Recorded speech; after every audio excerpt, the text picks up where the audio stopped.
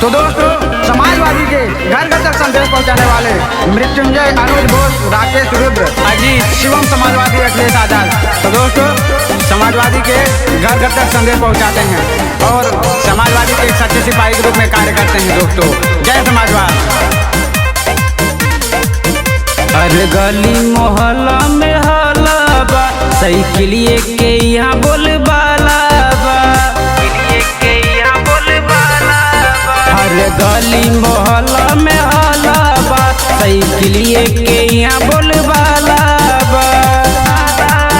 भैया जनता के दिल के चहेता बड़े, भैया अखिलेश अपने दम पे पूरा यूपी लवले बाड़े, भैया पीडीए के नेता अपने दम पे यूपी लवले बाड़े।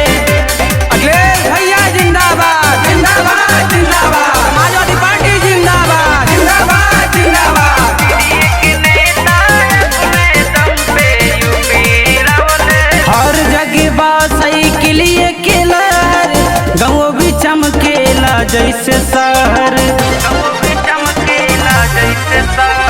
हर जगह बात साइकिलिए के लहर, गाँव भी चमकेला जैसे शहर।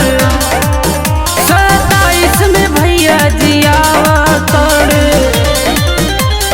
भैया अपने दम पे पूरा यूपी लवले बड़े, भैया पीडीए के नेता अपने दम पे यूपी लवले बड़े। अखिलेश भैया जिंदाबाद, जिंदाबाद, जिंदाबाद। समाजवादी पार्टी जिंदाबाद, जिंदाबाद, जिंदाबाद।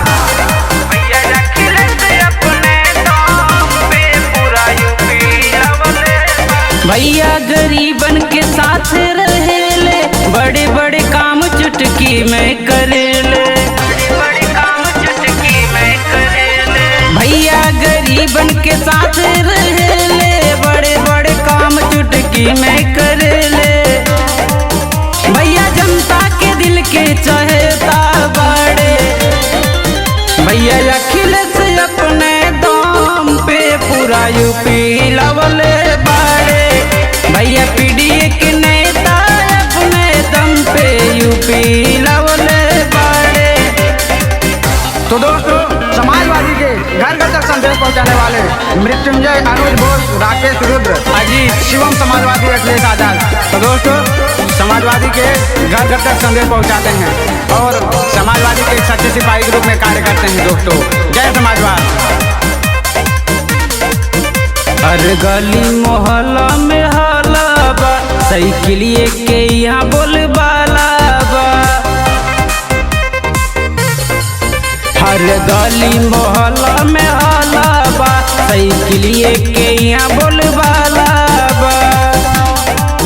भैया जनता के दिल के